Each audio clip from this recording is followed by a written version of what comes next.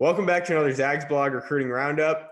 The early signing period has come to a close, and I'm joined by Adam Zagoria to talk winners and losers of the NCAA early signing period. Adam, how are you doing today? I'm doing good, Jacob. It looks like we're both growing out our hair in the COVID long hair phase. Yeah, it's been almost 2 years since I got one, so so I'm Yeah, just letting it go right now. you're rocking like some kind of carrot top look there. You got it going on, my man. Yeah, thank you. I like the look you're going right with. Thank you. All right, so early signing period. Who were some of your biggest winners from this early signing period? Yeah, it's funny, Jacob. We were just talking about it. I think you got to kind of throw out, first of all, maybe Zoom is one of your big winners in the recruiting period, and live in-person recruiting is a loser, right? Because we've seen so many kids during COVID. They can't take live visits to campus. Nobody's been able to do in-person recruiting now for several months. The whole spring and summer was lost. The dead period's going through April now. So, kids are doing Zoom calls. College coaches are doing Zoom calls. Some guys are committing without ever having seen the campus. I mean, Seton Hall has a 3-man class, including a guy from California, Tyler Powell, who, basically developed a Zoom relationship with Kevin Willard, the coach, and Grant Billmeyer, and he's never seen the campus. So I'll call Zoom a big winner. And although we're all sick of doing Zooms, and live, in-person recruiting a loser. And I guess we'll have to see, right, how that plays out over time. Some people think it might lead to more transfers and things of that nature down the road. I guess we'll have to see. In terms of the actual recruiting rankings, Jacob, obviously, I think both Michigan schools, Michigan is number 1 in the 247 recruiting rankings. I think Michigan State is number 6 now. So both Michigan schools really have it going on. I was thinking, I think in 2019, I wrote a story for Forbes about how Penny Hardaway in Memphis was, Penny was kind of the hottest coach in the land at that point. He got James Wiseman and Precious Achiuwa, Lester Quinones. DJ Jeffries flipped that year from Kentucky to Memphis. And now basically Juwan Howard from Michigan is kind of, that guy right now, right? He's a former NBA guy. All these kids, want to get to the league, and they like coaches who tell them they can prepare them for the league. And so, Juwan Howard, obviously former Fab Five guy at Michigan, played in the league, was an assistant coach with the Miami Heat. Especially with Michigan, they lost a couple guys early, right? Josh Christopher, a lot of Michigan fans thought he was going there. He ends up going to Arizona State. Isaiah Todd, you remember, flipped and went to the G League early with Jonathan Kuminga and Jalen Green. And then they rebounded from that. Now they have a 6-man class. Caleb Houston, who's coached by my guy Kevin Boyle at Montverde. Musa Diabite from IMG Academy, big guys. So they got, 2 studs from the Florida powerhouse schools. They got a point guard and Frankie Collins, and another guard in Kobe Buffkin. So you got to really give it to Michigan there as a big winner. And then Michigan State, I think, has a number 6 class, Max Christie, Jaden Akins. So they got some pieces for 21. And then also for 22, of course, they have Amani Bates and I think it's Enoch Bokye. I'm not quite sure how to pronounce that. So they got 2 22 guys. And the way it looks now, especially with the, it doesn't seem like the NBA one and done rule is going to go away in 2022. So if Amani Bates goes to college for a year, he's going to go to Michigan State. So definitely got to give the 2 Michigan schools, call them winners. And then, I'll say the Big East Conference as a whole, obviously I'm here in New York and New Jersey covering, covering the Big East and covering Seton Hall and UConn and all those teams. And, I got, I think all 11 teams in the Big East are in the top 60 of the 247 recruiting rankings. Villanova's at 4, UConn's at 8, DePaul's at 9. So you got 3 of the 11 teams in the top 10. And while you would expect, schools like Villanova and UConn Georgetown, Seton Hall, Creighton all in the 20s. It's a big, kind of a big surprise that DePaul is number 9. Obviously, they've struggled for many years. So that's a nice job by Dave Lato and his staff. So I'll just call the Big East as a whole a winner. 3 top 10 teams and 11 top 60 teams. Jacob, what do you think are some of the losers in the recruiting process? Yeah, well, I think Kansas has been a big loser throughout this recruiting period. I know that they have 2 4-star forwards in KJ Adams and Zachary Clements that both signed this past week, but they've been missing out on guy after guy. It all started with Kendall Brown over the summer. He chose to go to Baylor.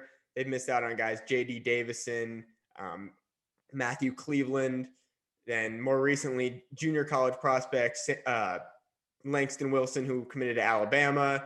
Missed out on a guy, Sam Iomide, going to Memphis. So Kansas has really struggled. I know that there's a lot of questions around them surrounding the allegations that they're fighting. And so Kansas has been a big loser, in my opinion, throughout this process. What do you think about the whole, HBCU trend? I'm not sure we call that a winner or a loser. I mean, you had, is it McCormaker, right? Mm-hmm. Committing to Howard when he had some other big time offers, including UCLA and stuff. Now, I guess we'll have to see if he ends up suiting up for Howard and playing, and having a big year. Then maybe we call the HBCUs a winner. They also had Nogel Eastern transfer from Purdue, right, to Howard. And they've got some other guys. Duncan Powell, I think you reported that, went to where do you go? North Carolina A&T. Yep. So, that was a big trend here recently. Mikey Williams, right, is talking about going to an HBCU. So that's, especially with the Black Lives Matter movement and everything, that's been a big topic of discussion. And, we'll have to see if these guys actually commit to the schools and suit up, right? Yeah, I think that the HBCUs, I think when McCormaker committed to Howard, it was a shock to everyone. And so a lot of people were thinking a lot of 5-stars are going to be going to HBCUs, which maybe wasn't as realistic. But I think you are seeing some more maybe top 100 4-star guys, maybe lower down the rankings, but still in that mix going to HBCUs, and maybe starting a little bit of a trend there, but maybe not quite the trend that everyone expected right off the bat. Yeah, I mean, I know. So some people, let's be honest, some people think McCormaker's never going to, suit up for Howard and play a game. We're about to start the season here, so I guess we'll see how that plays out. And if it's interesting, if you're going to be a one and done, and you have the talent to be a one and done, like he might have been drafted in this most recent draft. Then you can do something kind of outside the box and go to an HBCU or an Ivy League school, right? Like Wendell Carter and Mohamed Bamba were both, recruited by Harvard, considered Harvard. Obviously, the Ivy League is a different thing than the HBCUs, but it'll be interesting, I think, if a one and done, definitely commits to an Ivy League or an HBCU, because it doesn't really matter where those guys play, they're going to get seen. Yeah, exactly. I know we've seen a lot of guys include HBCUs in their lists. I know you saw Harrison Ingram before he committed to Stanford. He had Howard on his list, but you're just not quite seeing as many guys pull the trigger and commit to those schools right now. Lastly, getting back to our point before, Jacob, about Zooms and live recruiting. I mean, it's tough. I guess, like we said, you have to call the kind of the recruiting process as a whole, a bit of a loser, because, although the top kids, top 50, top 100 kids are going to get seen and do Zoom calls and get recruited in 21 and 22, if you're a borderline kid or a kid who not too many people know about, you're kind of a loser. I mean, there are plenty of stories of guys who just no coaches have seen them, since the spring or before the spring, since last winter.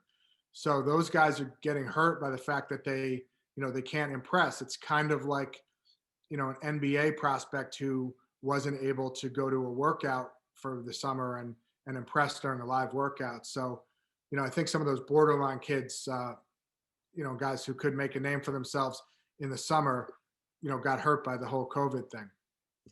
Yeah, and I know right now the dead period the recruiting dead period is extended through April, and so I know something you and I have talked about is there may be more transfers moving forward. I don't know if you want to talk a little bit about that. What you think might happen with this dead period being extended?